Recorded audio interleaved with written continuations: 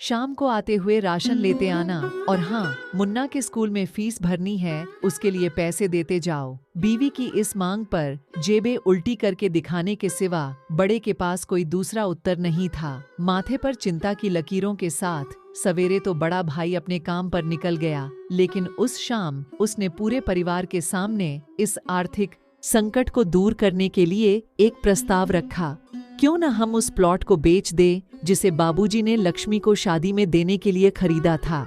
बेटी को दी हुई चीज वापस नहीं मांगते, पाप लगता है। लक्ष्मी का जन्म होते ही घर खुशियों से भर गया था। तभी तुम्हारे बाप ने ये तय कर लिया था कि ये प्लॉट लक्ष्मी का है, जो उसे उसकी शादी में दे दिया जाएगा। माँ ने अपना विरोध जताते हुए कहा, कौन सी बेटी? वो बेटी जो प्रेम विवाह कर घर की इज्जत को खाक में मिला गई और पिताजी की अंतिम यात्रा में भी न शामिल हुई। बड़े ने टोंट मारते हुए कहा, मेरा मुंह मत खुलवाओ। यहाँ कौन नहीं जानता कि लक्ष्मी को उस दिन गली के नाके से ही लौटा दिया गया था और उससे अपने पिता से आखिरी बार मिलने का हक भी छीन लिया गया था। माँ ने बेटी का पक्ष लेते हुए कहा। माँ के इस वार से दोनों बेटे चुप हो गए। ना बड़ा बेटा कुछ बोल पाया, न छोटे बेटे के मुंह से कोई शब्द फूटा।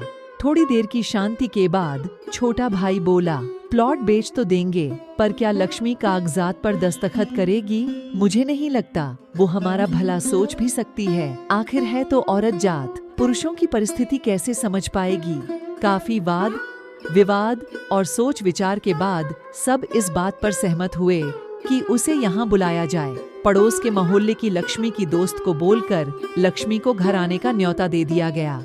अगले दिन सुबह से गली के नाके पर खेल रहे बड़े भाई के लड़के की बुआ आ गई की आवाज सुन घर वाले चौकन्ने हो गए। दोनों भाई मन में द्वेष और नफरत के साथ उसको कैसे घर में आने के लिए कहे, इसी दुविधा में थे। वो कहते हैं ना, जरूरत के वक्त गधे को भी बाप बनाना पड़ता है। उसी कहावत के हिसाब से दोनों भाई बहने से बात करने के लिए तैयार हुए। दरवाजे पर जब बेटी और दामाद ने पूरे 7 साल बाद कदम रखा तो माँ की आंखें भर आईं और दोनों को बड़े प्यार से घर के अंदर लेकर आई। बेटी और दामाद भी माँ का इतना स्नेह देखकर भाव विभोर हो गए। शाम को साथ में बैठे बेटी दोनों बेटों और दामाद के आगे हिचकिचाते हुए माँ ने ही प्लॉट का मुद्दा उठाया। लक्ष्मी को थोड़ा अंदेशा था कि कोई बड़ी बात होगी। लक्ष्मी उसी दिन से ये सोच रही थी कि ऐसी क्या बात हो सकती है कि जो खड़ूस भाई उसे बाप का मुंह भी दिखाने के खिलाफ थे, वो अचानक इतने कैसे पिघल गए। लेकिन अब उसको सारी बात समझ में आ गई। लक्ष्मी ने तिरछी नजर से पति की तरफ देखा तो वो बोल पड़ा, देखिए माँ जी, शादी से पहले जो कुछ आपका था वो आप ही का रहेगा। ना उस पर मेरा या लक्ष्मी का कोई हक था, ना है ना ही भविष्य में हम मांगेंगे। इसलिए आप निश्चित होकर उस प्लॉट के साथ जो करना है कीजिए। आप जहाँ कहेंगे हम वहाँ साइन कर देंगे। सुबह से अपने जीजा से नजरें चुरा रहे दोनों भाइयों ने अब अपने जीजा को अच्छे से देखा। सुबह प्लॉट के कागजात पर बहन के दस्तखत लेकर काम खत्म किया जाए, यह तय हुआ।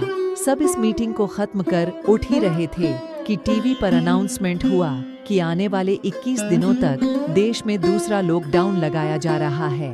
लक्ष्मी के पति ने फोन पर बात करने के बाद कहा, अब हम क्या करेंगे लक्ष्मी? कल की बस भी रद्द हो गई है और 21 दिनों तक कोई बस नहीं है। हम तो फंस गए। इस खबर से दोनों भाई बहुत निराश हो गए, क्योंकि एक तो उनकी आमदनी कम थी और 2 लोगों का और खाने पीने का बोझा बढ़ गया था। लेकिन माँ अंदर ही अंदर खुश थीं, क्योंकि इतने बरसों बाद घर वापस लौटी बेटी इसी बहाने कुछ दिन आराम से उसके साथ रह पाएगी। दोनों भाई सब्जी और फल बेचा करते थे। कुछ दिनों में ही लॉकडाउन के चलते और कोरोना वायरस के चलते लोगों ने उनसे सब्जियां और फल खरीदने बंद कर दिए। पहले से खराब उनकी आर्थिक स्थिति और ज्यादा खराब होने लगी और वह मन ही मन लक्ष्मी के कदमों को अशुभ मानने लगे। बहन और जीजा जी से उनकी यह हालत छुपी नहीं थी। लक्ष्मी के कहने पर उसके पति ने दोनों भाइयों की सब्जी और फल की रेडियो पर लोहे की रॉड और जालियां फिट कर दी।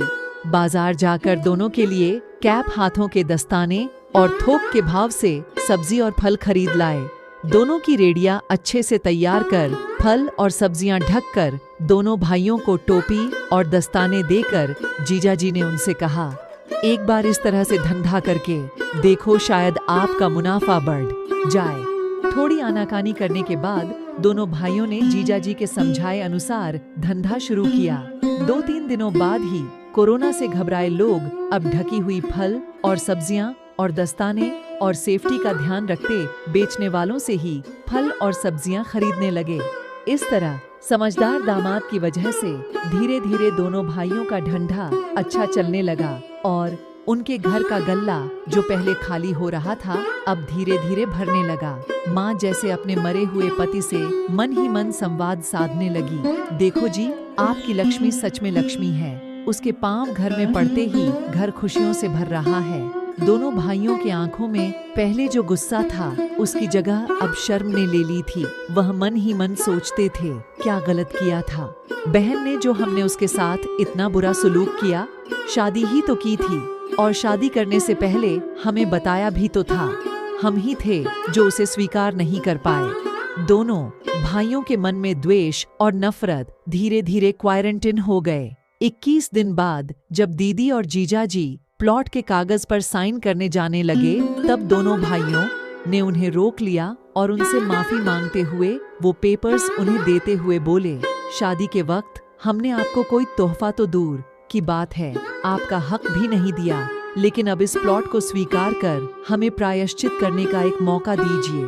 सभी के आंखों में खुशी के आंसू आ गए और माँ ऊपर देखकर बोली, देखा आपकी लाडली ने आज फिर हमारा घर खुशियों से भर दिया।